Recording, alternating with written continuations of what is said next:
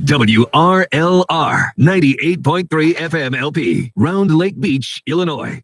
Hello and happy Monday, everyone. Happy Monday. I screamed into the mic there. I saw my guests here grabbing on their headphones. I hope you can hear something, guys. All right. I'll just take that as a thumbs up. Yeah. So thank you. I didn't turn your mics on yet. So just relax. So happy Monday, everyone. Thanks so much for tuning in to 98.3 FM, The Life. You're listening to Bacon Bits with Master Happiness. And of course, I'm your host, Marty Jalove, and I come at you every single Monday night at 7 o'clock to talk about your job, your career, your business, your vision made clear that you hone for the business that you own, the ups and downs, the smiles and frowns, where you're at and where you're bound. If you miss any of these episodes, tune in later in the week to Bacon Bits with Master Happiness, anywhere you listen to podcasts for the entire recording. And so you don't want to miss today. Today is going to be a very special one. I think this is the eighth or ninth episode. I think it's the eighth episode of this continuing series we're doing on the legends of sales. And today we're going to be talking about Mr. Beast. So if you don't know who I'm talking about, you're going to learn quite a bit about the guy and what we can learn from him to help us in our own business or in our leadership. So with us in the, we'll see where the camera goes first. With us in the studio, of course, is nobody. Excellent.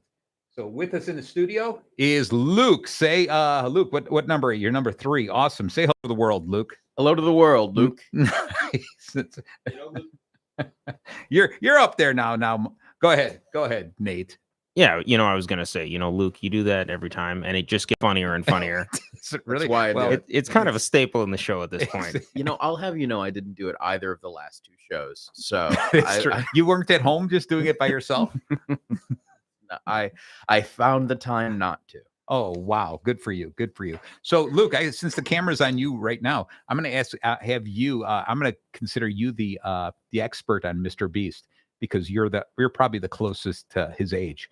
Probably, yeah. But you could tell me. You could tell me. Maybe one of you two are. He could be closer to Nate. I'm something of a beastologist. I watched a lot of his earlier content. I consider myself pretty familiar with what he does. Mr. Beast. Yes. You knew him when he was just Master Beast. Yes. Yeah. Mr. Beast, like 6,000 or something. Because before he cut that off. Yeah. There you go. What about you, Nate? Are you a big Mr. Beast fan? I'm a fan of what I know of his work. It is pretty limited, but I've seen that he roughed into that later in the show. I think I know the feathers you're talking about, which is so silly. It was such an interesting thing. And so from what I know from what he's doing, I think it's an exciting topic. And also just in reading in The Legend of Sales, page 61, just learning a little bit more, but also kind of taking and looking at what he's doing and breaking it down into the way we're going to apply it today. It's just kind of really an exciting concept. So excited to be here. All right. So you're talking about The Legends of Sales, available on Amazon? Oh, by Marty Jalove. That's right. So page 61, you say. Wow, you are right. Isn't that amazing? Of course I open it right up to Mr. Beast, just as you said that. So, Luke, I'll tell you what. Why don't you do an introduction? Tell the world who Mr. Beast is and tell us a little bit about his how he started, where he came from, why we should care, etc. So Jim Donaldson basically gets his start on YouTube as, I believe, like a late teenager. And like many YouTubers, he makes like Call of Duty videos with his friends. And then I don't know exactly how it starts. But you said duty. Where Go ahead. I'm sorry. That's the way the show's going, Marty, huh? I believe he's the eldest of the 3 of us. Yeah. The way I started watching his content was he was doing a lot of like he was like sort of the town rich person. So it was him and all of his like childhood buddies. Okay. And he would invite them on and have them do things for him. And that makes a lot more sense that he was pretty well off. I don't know how well off he was. I think it was that he capitalized on the Call of Duty trend, which was popular enough that you could start to accrue sort of like a base in like merch sales. Okay. And then from there, I think it's the fact that he was doing stuff with the amount of money he got, which I don't think like any other big YouTuber was doing at the time. Right. Yeah, he broke a lot of ground, started doing something. So what were some of the things that he did right early on? We were talking a little bit earlier, some of the stuff that pops in your head.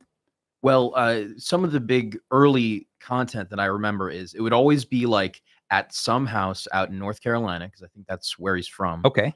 And they would be like, it would be either a wall ball tournament or like hold your hand on the car for the longest to see who gets the money, or we're watching paint dry. We brought up in the talk earlier. Exactly. And it was always like a sort of mundane, hard topic, and the contestants were all these people that he clearly was familiar with and knew, and it was just like, okay, going to give like $800, $1,000, something like that. Okay. And what I liked about that early content, and why I was subscribed to him for a while, was it was it felt very simple, almost a little like the like boys will be boys type thing. Right. Okay. Them getting up to just mischief and just being silly. And it was fun, and you like to see who got $800, you know? Right.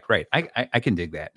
So let me see if I can switch this over to the right one. Now that I got three of you, that this board is all acting kooky. So the reason I chose Mr. Beast is because this was a guy, and I'm looking at my notes here. So he started in 2012 when he was 13 years old. That young. Wow. Yeah, 13 years old. And he just started, like you said, Call of Duty and some of the other video games. And that just, once he started doing the challenges, he started going viral.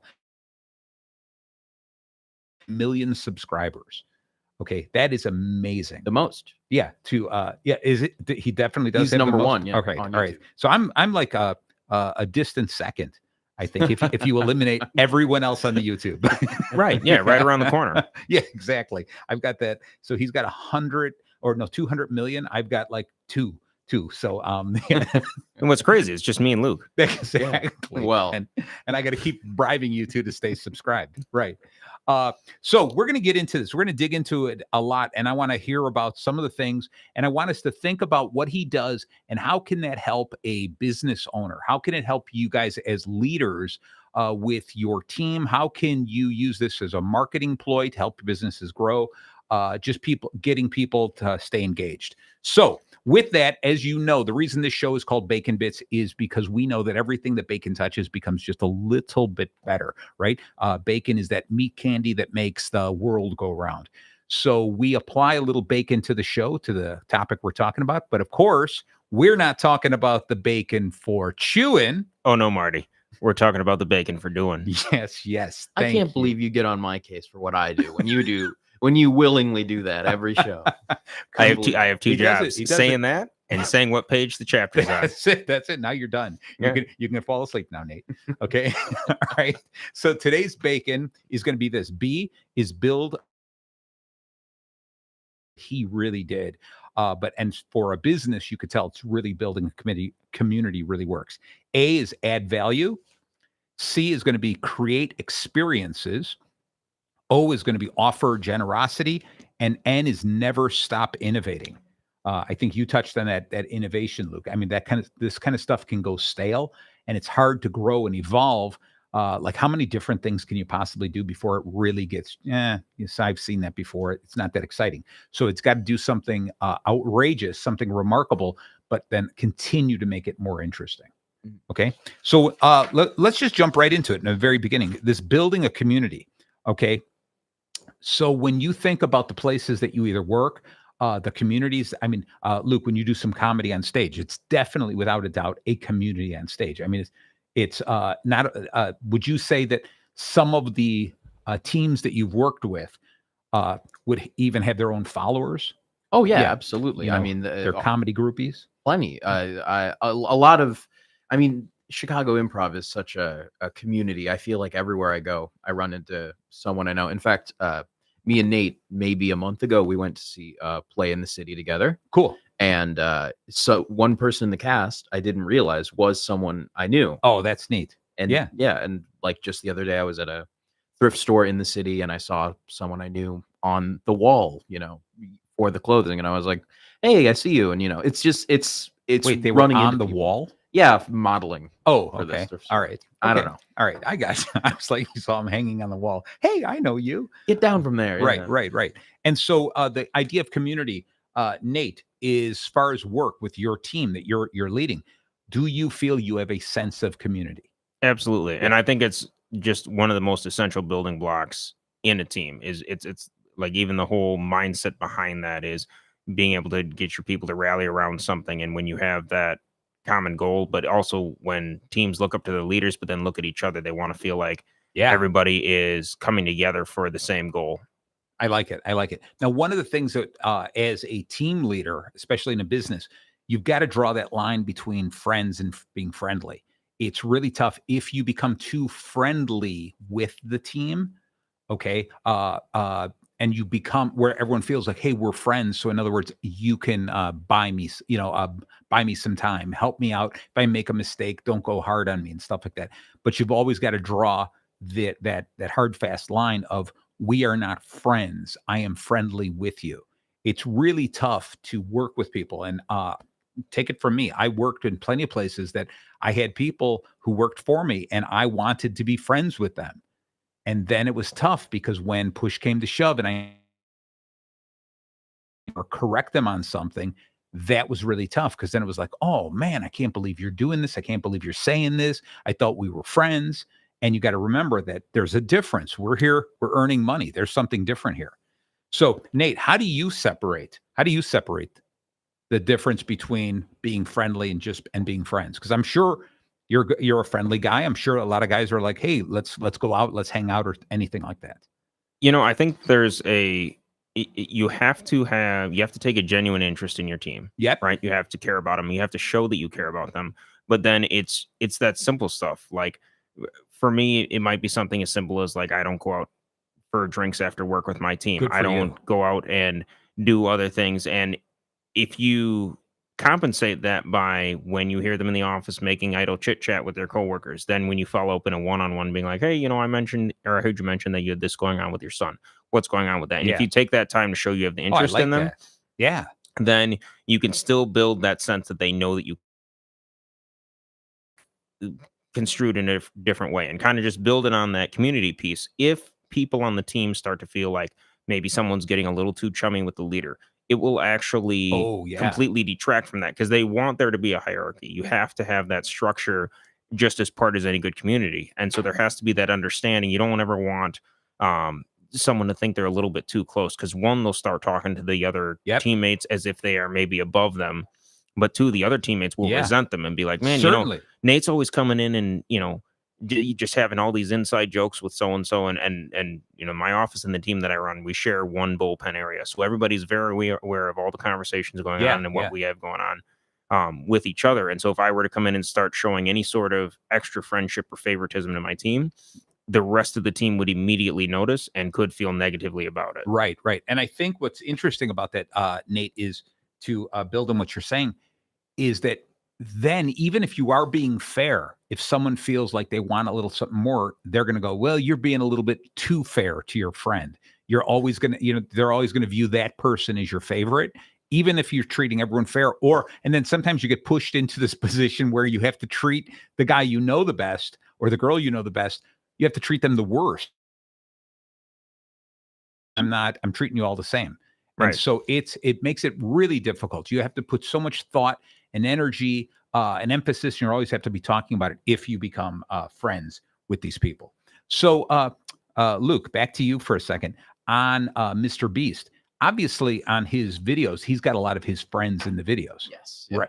Yeah. And so, do you think there's any problems with that? What do you picture? I mean, obviously, unless you've seen some hidden videos, but what do you think happens behind the scenes there? Well, I won't go too into details because it's a very complicated story, but there have been situations throughout his history where he's had people who've been with his channel his entire career, but then something comes up that causes a problem, and he has had to let them go and been like, I can't.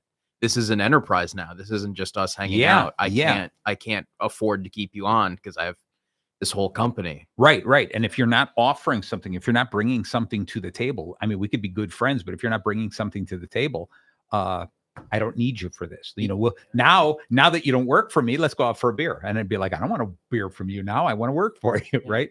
Yeah. So that's really, really, that's got to be really interesting. I wondered if anything like that had happened because there's got to be all these inside jokes. What do you think about this from either of you guys? I'm interested in hearing what you have to say. Is these like inside jokes? Obviously, the three of us, we have a bit of a sense of humor. We're all a little bit sarcastic, and I like that face look. Yeah.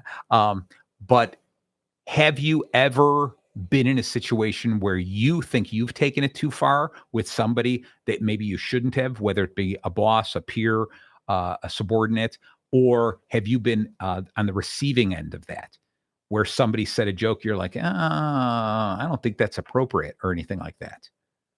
And you're nodding your head, Luke. So I'm going to throw it to you. What do you think happened? And obviously, you share a story. Change all the names to protect the innocent. Yeah. This is a story, and I'm using filler words to eat up my time as I try to put this in. Nice. A story of a man at a place who I knew. It was Athens, Greece. Yeah, that's right. No, it happens often, especially Yeah. because I had a boss I got pretty chummy with. I'd like Okay. to think. Yeah. It will happen all the time that you think that you get to a level of conversationalism with them, Yeah. and yeah. but at some point you have to be like, this is my boss. I can't act as like irrationally or as immaturely as I do in front of my friends, because Right. I have to prove to this person that I'm responsible and that I know what I'm doing. Yeah. Because Yeah. otherwise it is going to like upset them to be like, I can't, every time I see this guy, he's doing this. Yes. you Yes. know? Yeah. So I'm gonna jump in this same thing. I have done that plenty of times. I've been in the workforce a little longer than the two of you. Plenty of times where we're really pushing hard on a project. Things are going really well, and you're like, we're all getting along, like everything is working out. And then I say something so stupid that in my head sounds so funny, and it just shuts down the room. Everyone just stares at me like, oh, can't believe you just said it. And you're like, let me explain why this is funny. Right? And when you have to explain it, You've already lost. it is not funny at all. And then all you end up doing is digging that hole deeper and deeper, and finally going, I'm just going to leave. I'm going to go in the other room. Yeah. You look like you're chomping at the bit over there, Nate. Always Yes. I have a hard time sharing the stage. So but something that I've noticed just in my years is in the corporate world, it can get kind of clicky, even amongst teams and in higher levels in organizations and stuff. And so there's been times where, there's a practice that a lot of times during maybe a Zoom call or a Teams meeting that has a bunch of people, there might be one or two people that are extra chummy, and they'll be messaging each other Yeah. via Slack or Teams back and forth. Right. And it's easy to get caught up in that and have fun with that. But what I've noticed is sometimes other people on the teams, it's easy to see, right? You can tell when people are messing around their Yep. computers, they got their cameras on. And so if they know that two people are buddies, it's almost to the mindset of you kind of revert to, if you aren't part of the, one of the ones that they're talking back and forth with, but you can see it happening. It's like, are they talking about me? Is it something Yeah. that I said? And Right. now, not only do you have two people that are not participating in the meeting or just talking back and forth to each other, but you have other people sitting there wondering, what is being said? What's being Right. said about me? Right. What are they joking? And so it's one of those things where what might be even just harmless banter, they could be talking about their weekend or anything like that, but because of it taking place at that time, it's detracting from the meeting as a whole. There you go. I agree with you on that. So we talked quite a bit on the problems with this, and there's a lot of strength in being friendly with all the people, but things is in this community, there might also be somebody who just doesn't fit in, doesn't follow your sense of humor. They're a good worker, and suddenly, as much as chummy as you are, as friendly you are with somebody, there's somebody who just always you don't feel they fit in, but they do their job, right? And I had a deal. I worked at a newspaper once where we sold subscriptions. We were in a telephone room. So there was like 20, 25 people in a room making phone calls. And it was really low. There wasn't, the sales weren't happening that big. And so what I told everyone was, we're all taking a break. We're going to take a break. We're going to just we turned it into a party, which was really wrong of me to do. Okay. But anyway, we did this whole thing. And there was one guy who said, I want to keep making phone calls because I can make commission on the phone calls, beyond his base pay. So I let him use my office. And the first thing he did is he called my boss and he goes, look, he shut down the entire office and everyone's playing. Right? I was promptly let go shortly afterwards. But this stuff. It was wrong of me to do that, to shut down the office. I felt that the whole team needed it, but what you see on The Office on television does not necessarily reflect real life. And so I learned that the hard way, but you have to get through to everyone. I was chummy with everyone in the office. I tried really hard not to be friends with anybody, just friendly. And this was a guy who was a good salesperson. He hit numbers, he hit quotas and that, but he was not, he came there to work. So it's a different time like that. And so whenever you're doing this friendliness, and to take a look at everyone in the department. And if I am going to joke around a little bit with you, let's say you're part of my team and I can joke around with you because we have something in common, even though I don't go out with them afterwards, and even though I don't have another special connection, I still have to make time to spend time with everybody. And I've got to find some commonality with everyone. Either that or I have no commonality with anyone. Right. You've got to treat everyone fair, because all you need is that one guy going, yeah, going home every day. Yeah, I go there. Boss never comes and talks to me. He talks to Larry about baseball or whatever, but he never comes and talks to me. So you either have to make the hard, fast rule. I'm going to spend some time talking to everybody, or I'm going to talk to nobody. Okay. Now, when it comes to marketing, building a community obviously is really important. Mr. Beast is fantastic to getting 200 million people to follow him. He knew how to build that sense of community that you just wanted to be part of it if it was just watching it. So when it comes to sales and marketing, you want to do that same thing. Is from a sales standpoint, you want people to say that I bought the product or I bought the service from this business. I want to be part of the Master Happiness family. I want to be able to say that to people, right? And so when you market to people, you build this community that people want to join. They want to be part of it, by making it seem exclusive or open and inviting. But whatever it is, you have to build that sense where they feel not only safe within the confines of your community, your business community, but also they want to desire. They want to feel like their life is not complete unless they're part of what you've got going on. And what's an interesting thought, or just kind of an idea to kind of put is everybody wants to be on the winning team. Yes. Right? Yeah. People like to win. Misery loves company, but at the end of the day, and so if you have kind of some outliers, if you can promote your team as the winning team and really push that idea, there you go, and have that, you're able to then bring those people in.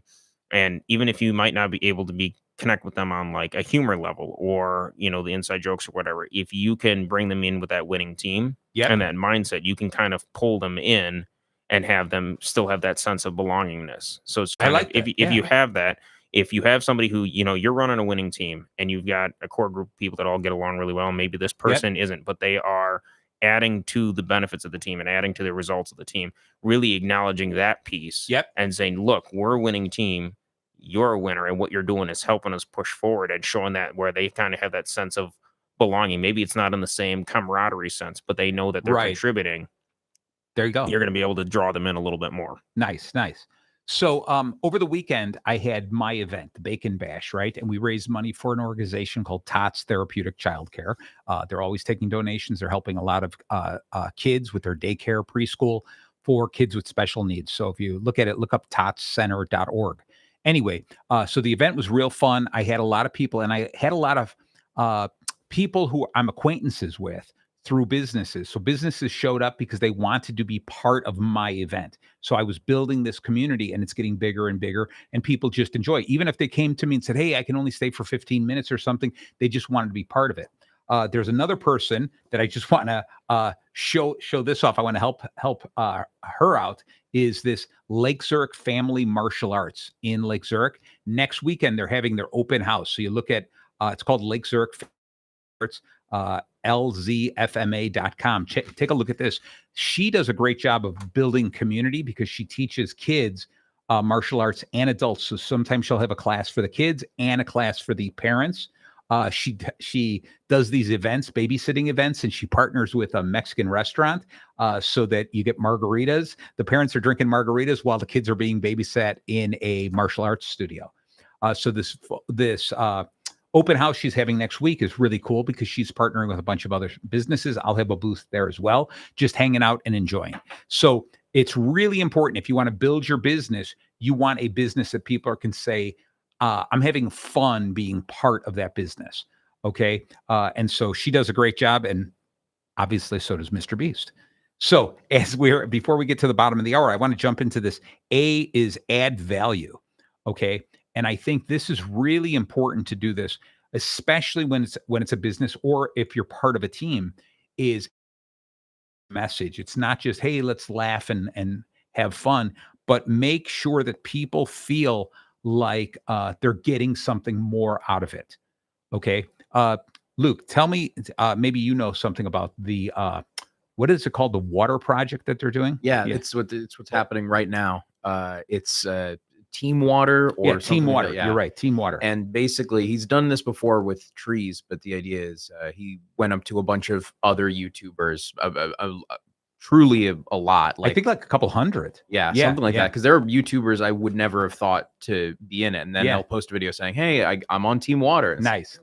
But basically, everyone is making videos, very freestyle, so everyone's able to make the content they usually make, with the goal of, hey, go to my page, my personal page, and you can donate X amount of water, and this water, I guess, goes out to the people who need it. And, and they're drilling wells all over the world. I mean, they're really doing some wonderful stuff. So I was watching that video where they're just going all over the world, and including in the United States where people don't have clean water. And so it's really neat.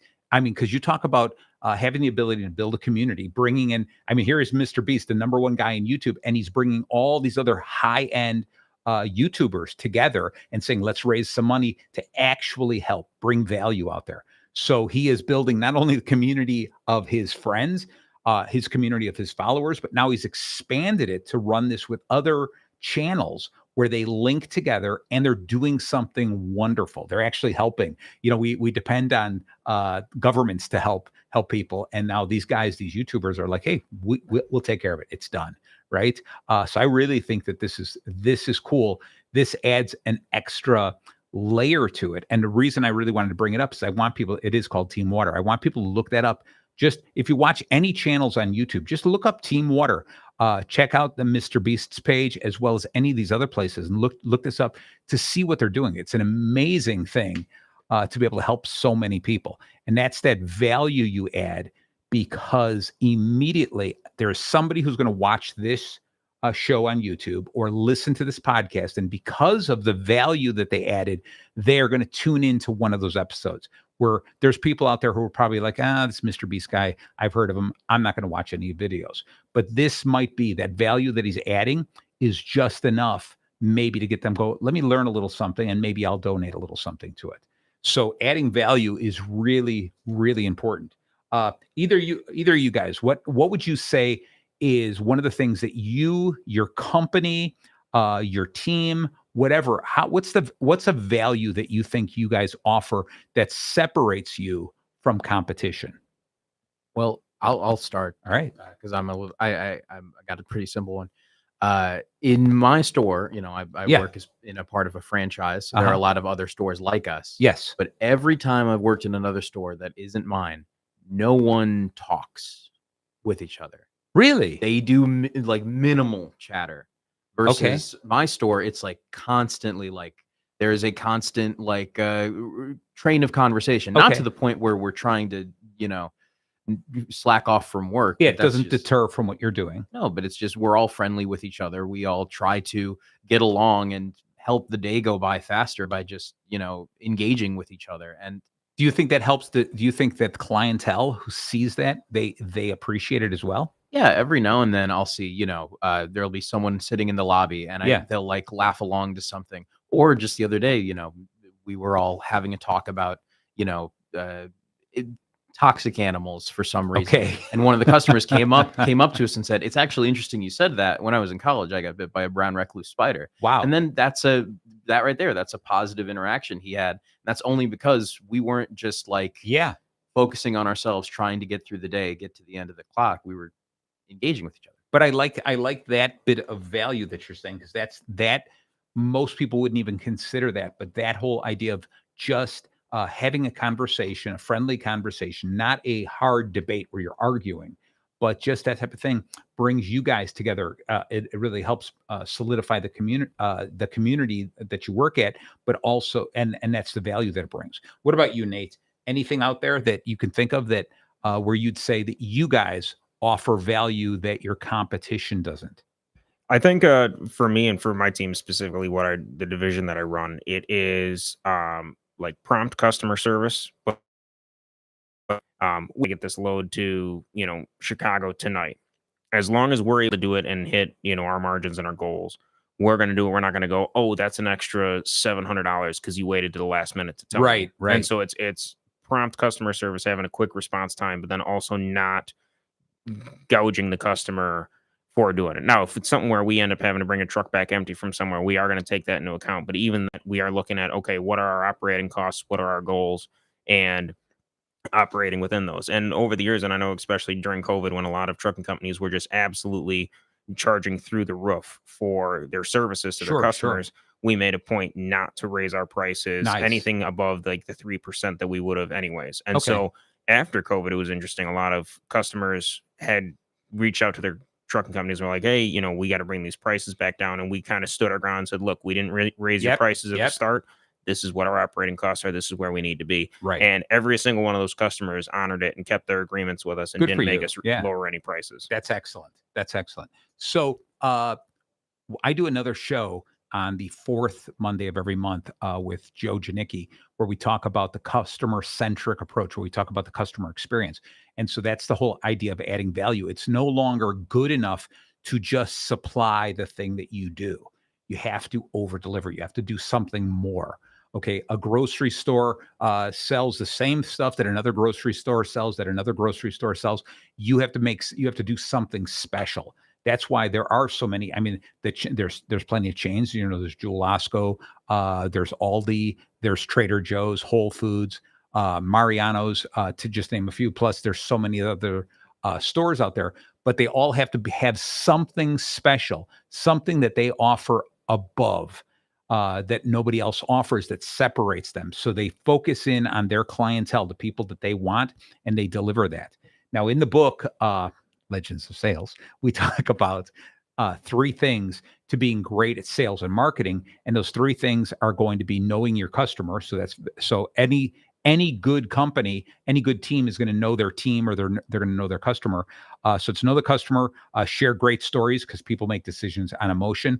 And then lastly is over deliver. You have to know how to over deliver. You have to give more than people expect, because just good enough that's what it is. It's just good enough. And there's no reason, if you're going to give me just good enough, there's no reason for me to necessarily stay there, because there's plenty of other people who will give me just enough. You over deliver, giving me more than I expect. It's difficult for the competition to steal me. Yeah. Okay. So you always have to do that. And I like the idea of what you end up doing is I have this whole other thing that I call hey. All right. So it's, in other words, in a marketing plan, it's who are these people? I want to try these people, and hey, I love these people. All right. And it's when you get them to the, hey, I love these people, that's when you ask for referrals. Okay. And what you do is you give them things that they didn't expect early on. So you make them loyal customers. And once they're a loyal customer, you continue to give them more and more. They get special discounts. They get special treatment. They get priority treatment, because other places are trying to steal your customers. And if you have a good, loyal customer, it is easier to keep a good customer than it is to go after new ones. Yep. Right. And if you're over delivering, you're giving them everything they want and more, man, the competition has to work so hard to steal that customer from you.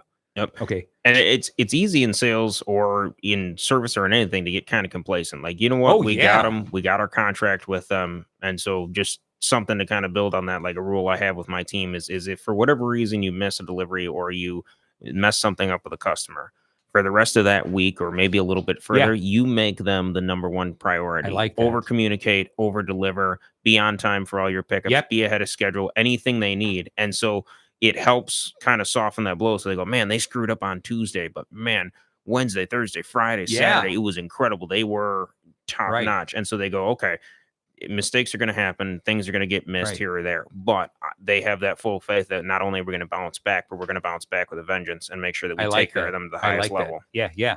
I think it's cool because what ends up happening is it's that idea that remember I've talked about it before about the double-sided coin, that if you go, hey, we made a mistake, it's no big deal.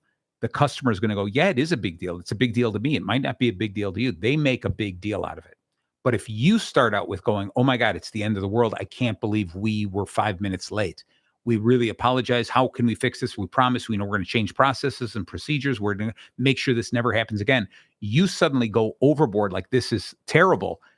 The customer ends up coming back. No. Go relax. Everything's cool. This is your first time you're late. They're the ones that almost apologize to you. You flip it around, and you have to have that attitude. You have to be able to approach them and say, yeah, you know what? We screwed up. We're going to do whatever it takes to keep your business, to prove to you that we're going to keep delivering on the promises we've made. Okay. So it's really just important to find out, you know, your customers, know their pain points, know what they want, know what they need, and then just over deliver. Okay. So let's get into this letter C here, which is create experiences. Were we supposed to take a break? We were supposed to take a break. Why, you need a break? I was just wondering if Yeah, we had to. Yeah, we probably have to, but I was looking at it going, we have too many of these things here. All right. So, you know what? Thanks for the update there, Luke. We're going to take a little break as soon as I set something up here, but it's going to be a short break if you guys don't mind. No, that's fine. I just didn't want you to get in trouble. They all love me here. I'll never get in trouble until now, right? All right, so we're going to take a little break because Luke asked for it. So please stay tuned, everybody. Since Comcast came into the Lake McHenry County area as the primary source for cable TV, they've shown themselves to be one of the most community-minded companies around. They've graciously provided our studio facilities with cable TV services so we may monitor national news, and CHSI high-speed internet service so we may stream our broadcast signal via the web to increase our coverage area to include a global audience. For more information on basic cable, digital cable, or high-speed internet cable services, their website is www.comcast.com. Sports Corner with the Sports Guys. Where can you find it? How about Saturday mornings from 8 to 10 o'clock? Right here on 98.3 FM The Life. We've got great sports to talk about. National, local, high school, professional sports. We might get around the track. We also might have some exciting golf to talk about. Where can you find great sports Saturday mornings from 8 to 10 o'clock? The only place is right here on 98.3 FM The Life. Hey, I am Mark Shanahan, listening to my show from 1 to 3. I am playing you up and always but goodies every Monday after Chuck Manners. Here at WRLR 98.3 The Life. The Life 98.3. Life's hits from the 70s, 80s, 90s, and now. All right, and we are back. Thank you, Luke, for reminding us to take a break. That's always important for us to remind the people out there about some of the other shows that are here, as well as thank some of the people who support the station. You know, with that, I just wanted to tell everyone that later on this month, actually, the station is having a gala. It's a fundraising gala. That just contact the station. If you go to our website, which is 983thelife.com, you will, there's a contact form there. Fill that out and just tell them, hey, I'm interested in going to the gala. I think it's September 26th, Friday, September 26th. And what we're trying to do is, this is a community radio station. We're trying to raise some money to keep us on the air. All this equipment doesn't take care of itself. We need your help. And if you like any of the stations here, just please reach out. You don't even have to come to the gala if you don't want. Just make a donation. If you can't find a place to make the donation there, I'll give you my email address. You can always send me money. I'll make sure it goes to the right place. All right. So, guys, we are back with this. And so we're talking about how we can make how we can use the lessons from Mr. Beast to help us as team leaders and business leaders or business owners. So we talked a little bit already about the bacon today is build a community, add value. Now we're into this creating experiences. So we just started talking about that, and then not rude. I called you rude. And then Luke, Freudian slip there. Yeah, there you go. Luke said, "Hey, why don't we run a commercial or so I can use the bathroom?" So Luke, what kind of experiences? Think about this: is businesses that you have gone to, businesses that you've visited, whatever it is. I mean, it could be a shoe store, a movie theater, a restaurant, whatever. What is something that you would say, wow, they are so good at creating an experience, a memorable experience, a positive, memorable experience that makes me want to talk about them and go back? What would you say is something that you can think of? Well, first of all, I resent the notion that I've ever been inside a shoe store. But the last place I went to that I really liked, Yes. there's this place in Austin, Texas, which I went to for a week on a vacation recently.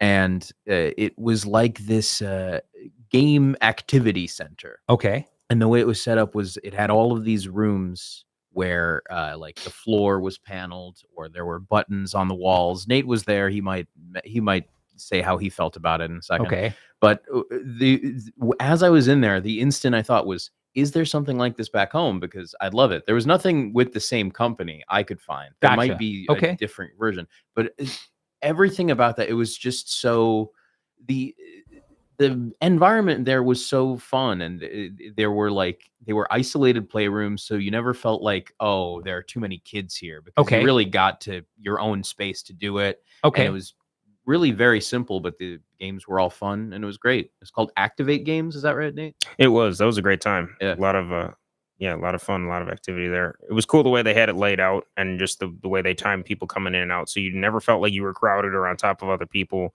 and it was just a very unique experience. But there was the staff wasn't hovering. They gave you a brief rundown, and were like, all right, go. And there was a level of sometimes when you go to places, they just over explain it. Like you go to like an escape room, or you go play laser tag somewhere, and it's like, good Lord, like, I'm here to hang out and play a game. Right, I didn't right. come to get lectured for 45 minutes on Exactly. don't climb on the walls. And they let you go, and they gave, brief instructions. Everything was pretty indestructible. And so it was just a really cool environment that they had, very different, but it made you feel very in charge of the situation. There was no schedule. There was no, you can't play this game back to back. You could play the same game the entire time, or you could play a different game the entire time. Okay. All right.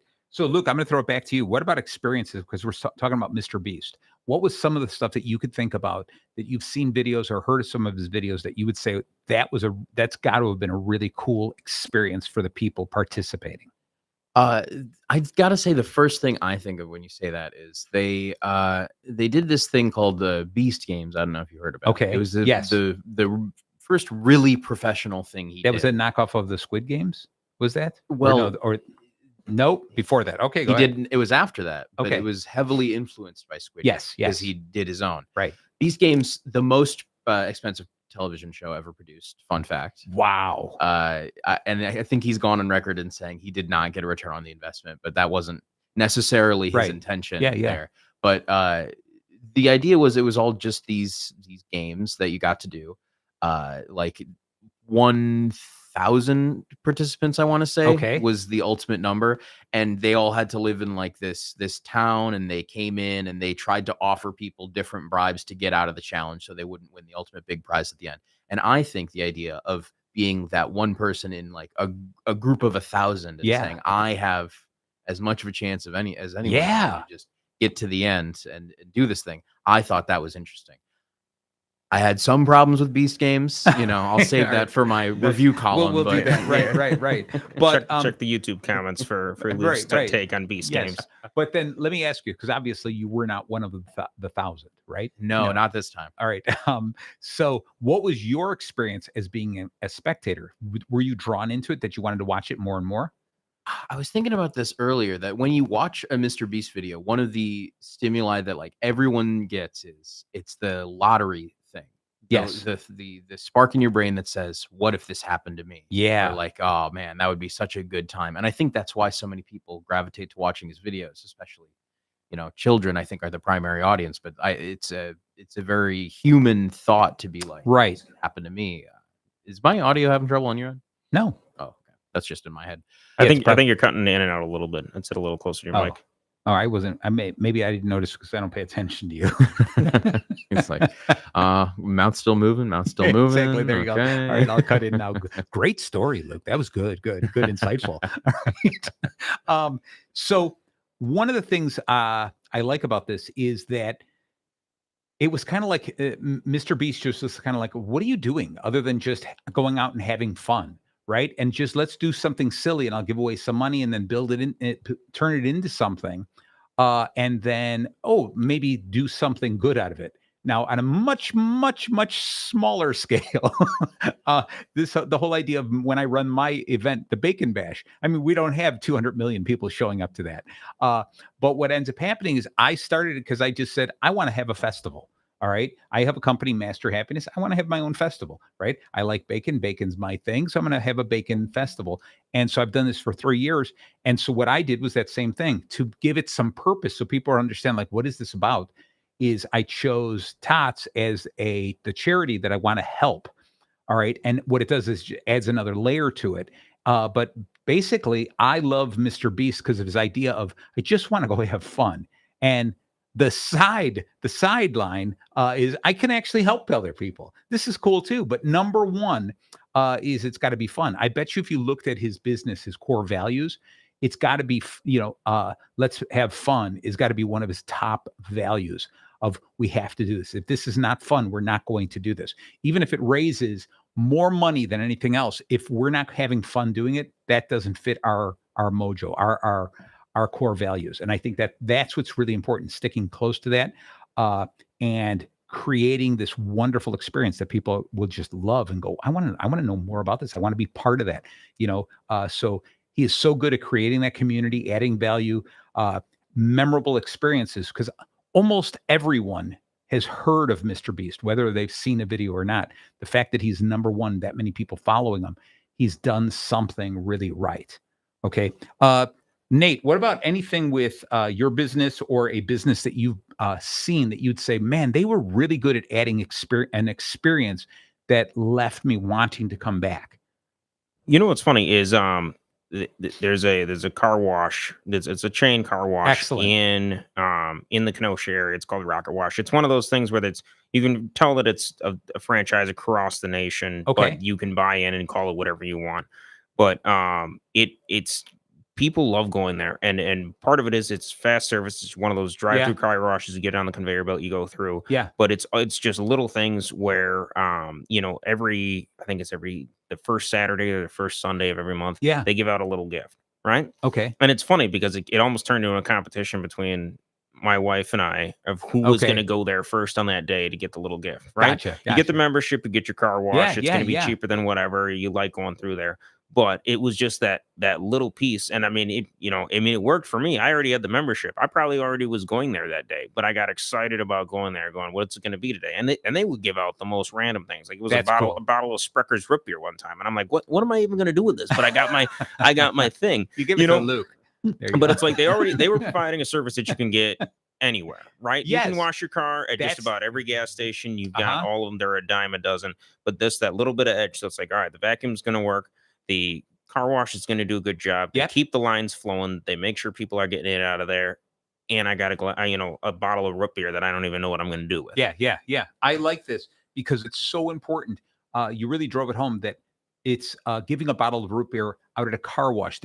That's not expected. Right. Okay. They did something different. They truly separated themselves.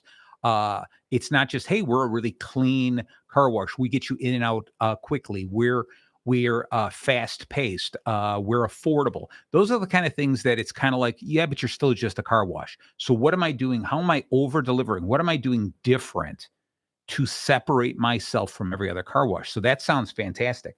When I was a little kid, so I had my Aunt Candy, who used to take us out. This is a long time ago. This is pre-internet. We used to go to a car wash that was a haunted house. So around Halloween, we would go through the car wash and it would go through in the brushes and stuff. And it was scary and all kinds of stuff. And I remember years later telling her, oh, where was that place that was the car wash that was a haunted house? And she goes, there wasn't any. I just told you scary stories as we went through the car wash.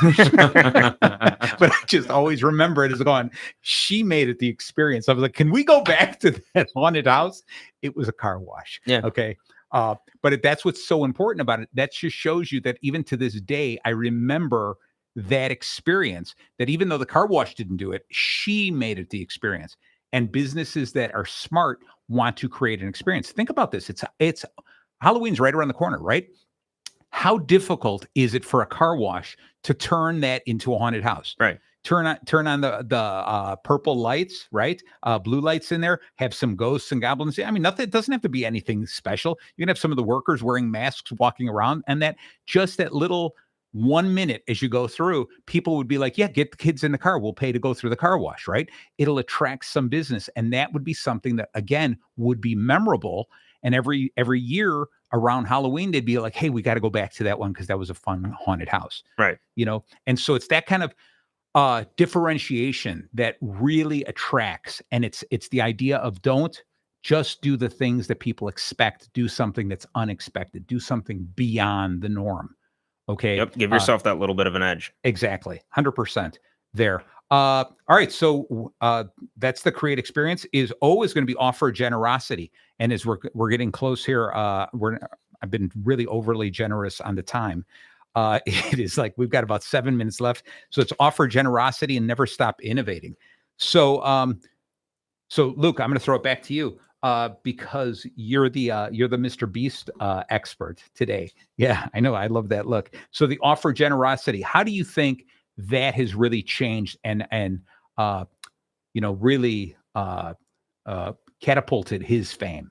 I mean, that's basically what he's known for. That's almost his entire brand because I've been kind of speaking neutrally or even positively about Mr. Beast, but if I could say, I don't think he is the most charismatic guy in the world. Oh, I don't think so either. Right. And I think he's kind of a goofy guy, but he's likable. Yeah, which is what's most important. He's like a guy you'd know. Uh-huh. And I don't think he has necessarily even the greatest game construction, but I think what helps his reputation and why people like him so much is that he has this reputation of generosity, the classic curing 1,000 people of their blindness thing. Right, yeah. The fact that he's doing Team Water and he was doing Team Trees last year, like these constant stunts where he is raising all this money and donating all of this money.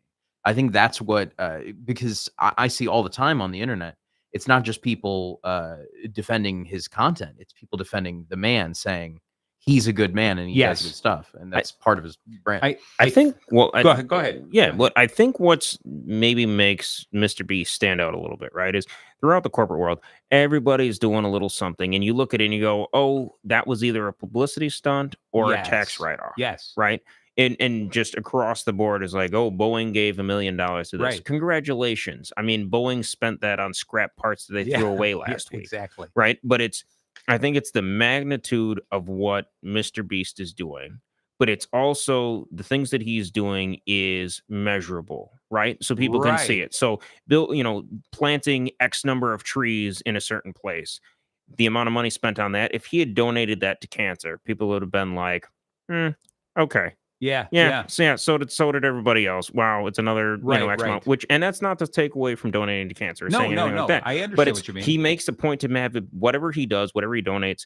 It's very measurable. He cured 1,000 people of this. He made X number of wells. He planted X number of trees. People look at that and go, "Wow, he's really making a measurable difference." And so it doesn't just seem like a tax write-off. So it holds more weight. Gotcha. I like that a lot. And I think. Let me see. I just want to make sure I'm switching the camera right. Is this whole idea that his brand is, I'm going to be just generous. I'm going to give it away. And how he started was, I'm going to give it to my friends, the guys I hang out with, because it's just a fun game to play. And the other thing I really like that he's good at is he's not mean in any way. Like the tricks or the twists and the curves he throws into his contests might seem like, that's a little difficult. I didn't expect it, but he's not mean. People aren't getting hurt. And I think that's important because a lot of other people who like to play pranks and stuff like that push it a little too far. He is really clean with his humor, with his generosity. He's just a giving person. And I think he truly, really, genuinely enjoys what he's doing, and he's so incredibly sincere with what he's doing. I think that's important. Absolutely. Okay. All right. So let's just end this really quick with this never stop innovating. And I'd say, here's the biggest, the thing is like, I'm just wondering what he's going to do next because he has done so many things. And I'll bet you if we sit here and we said, what about this? There's a good chance you'd flip back to old videos and realize he's already done that. right? And so I love the fact that he's constantly innovating, constantly changing, because he knows it can't get old. Okay. He can't get to the point of going, yeah, I've seen that, do something different. Okay. Where it was small competitions, which he's still doing, but now global things, right? It's amazing because it continues to get bigger and bigger, and different reasons, different outcomes, different people are involved in it. I think that's the important thing. And so as a business, you've got to continue to innovate. We want, as a business, sometimes we go, I got this great idea. Let's just do this all the time now. And then as soon as you do it all the time, it just becomes expected and it disappears into it. And your customers are like, so what have you done for me lately? And you're like, well, what are you talking about? We do this and we do this. Yeah. But that's the cost of doing business. You've got to constantly keep changing things and mixing it up. So they're anticipating something as opposed to just expecting the same thing over and over and over again. Okay. So last thing, because we only got a couple minutes left, anything that you guys can think of that a business did that you thought was, wow, that's crazy, that you got involved in, that you got something out of? There's this place called Activate Games in Austin, Texas. Oh my God. Well, I'm going to tell you, the thing that I love doing is I get a lot of these charities and fundraiser events that ask me for a donation. And because I love doing this improv comedy for team building, I always donate an evening of improv to people where they auction it off. Okay. And then on top of that, I offer these massive bottles of wine that I take. I get these wines. I take the front label, put my face on it because I love my face on everything. But that makes it a little different thing. And it's still at that point where it's new enough that I can continue doing it. Once that starts getting stale, okay, where I'm going to the same audience going, that's the same thing you gave last year. That's when it's going to be, I have to come up with something different to do. So right now, I like doing that because that's different than what I normally do on a day-to-day basis. Okay. Nate, anything you can think of that you've seen of a business that's offered something that maybe you got that you'd say, wow, that's really innovative? I don't know. I know that we had a sales pitch that came in a few years ago, and I just thought it was a really interesting pitch. So the salesman showed up at our door, and typically me or one of my team, we have a rule, no appointment. You don't come through the door, right? It's just, we don't have time for it. I'm not trying to listen to you. I'm not dealing with it. And we had a guy come to the door, and he was holding a size 22 shoe, which is the same size as Shaquille O'Neal. Nice. It is massive. Yeah. And I remember him handing it to my team member who answered the door. And he's like, I just wanted to get my foot in the door. Nice. Right. And then as they're holding that shoe, staring at him, he starts making his pitch. And I thought, what an innovative way, because what happened is that shoe came in and sat in my office for probably about a year and a half. And every single person's like, what's with the shoe? What's going on with the shoe? What's going on? He didn't take it home with him? No, it was one shoe, and but I was like, looking back at that, I had a similar salesman, and he came in with a roll of pennies, and he's like, I'd like a penny for your thoughts. And I just handed him his roll of pennies back and told him to get out of my office. Right. But the shoe was just big enough. It was just enough of a conversation piece. Yes. And, looking back on it, they could have put their brand on the shoe. They could have, done something, a little bit more. Yeah. But that alone, that little piece, I was like, you know what? There was a little bit something, just comparing the two salesmen side by side in my head, the delivery and everything. I mean, rolling in with a size 22 shoe, everybody wanted to know what was going on with it. And I just thought it was a really cool, innovative idea. Kind of like your big bottle of wine, where somebody's like, that's different. Nobody's ever like, what is a shoe that big doing? Why do you have that in your office? What's going on? Exactly. I love it because then that becomes that you end up becoming the advocate for that business. You are the one who then starts talking about their business, right? Just for him leaving the shoe there. So I love that idea. So we're going to kind of wind this up, and I want you guys to think of your last thoughts. But is this I'm looking at the pros and cons of Mr. Beast's approach. All right. And so obviously some of the cons are it's high cost. He's putting a lot of investment, not knowing if it's going to pay off. It's the risk of burnout. You start doing the same thing over and over and over again. People start swaying away. And then he has got a heavy dependency on being viral. Okay. If the things he does don't go viral, that's a big waste of time and money. But the pros to it, I think, really outnumber the cons. The pros are it's massive reach because obviously he got us talking about him. Okay. There's going to be somebody who listened to the show who said, you got to go and check out Mr. Beast's channel. Just dig into it a little bit. He has created a loyal community of 200 million followers that that watch him and talk about him on a regular basis. So he's creating the referral. And, we are more apt to do business with somebody who is referred to us than we just ran across their name somewhere. Absolutely. Okay. So he does a great job with that. And then finally is philanthropy. He goes out of his way to be the most generous guy you can imagine. And you sit there going, I don't even understand how he does this. And it's wonderful. And you look and you're like, there's no negative in this guy. And I know there's been some negative press because he's been too nice. Right. Okay.